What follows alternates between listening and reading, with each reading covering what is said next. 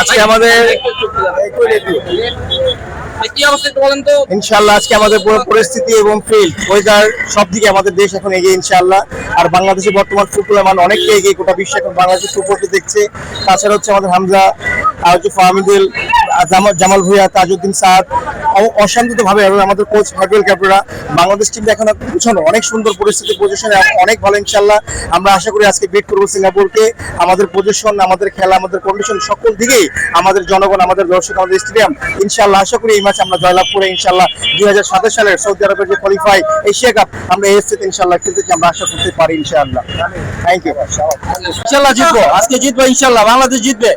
আমাদের টিম অনেক স্ট্রং।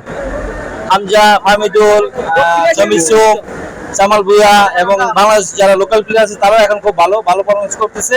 ইনশাআল্লাহ জিতবো। বৃষ্টিতে খেলা আরো ভালো হবে, আমাদের ফেভারে থাকবে মাঠটা। আমাদের বাংলাদেশি প্লেয়াররা বৃষ্টিতে আরো ভালো খেলবে। ইনশাআল্লাহ জিতবো। Thank you. আমরা কি গোল করবে? Yes! এবং বাংলাদেশ জিতবে? Yes! জোরে জোরে। Yes!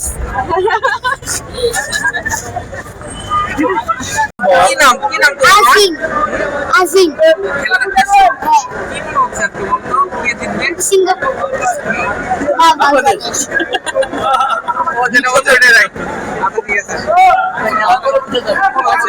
Huh? Bangladesh, sure. 100%. আমার যা বন্ধু আছে এবং ফ্যামিলি মেম্বার অনেক অনেক মানুষ এসেছে এবং এই খেলার জন্য আমি অনেক এক্সাইটেড।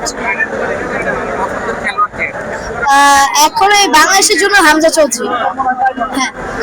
হ্যাঁ, তারপর সেই দিন আমরা ওই যখন গিয়েছিলাম আমরা সমিত চৌকে মিট করে পেয়েছিলাম, তো তখন অনেক মজা লেগেছিল। মিট করাটা খুব খুশি মনে আছে।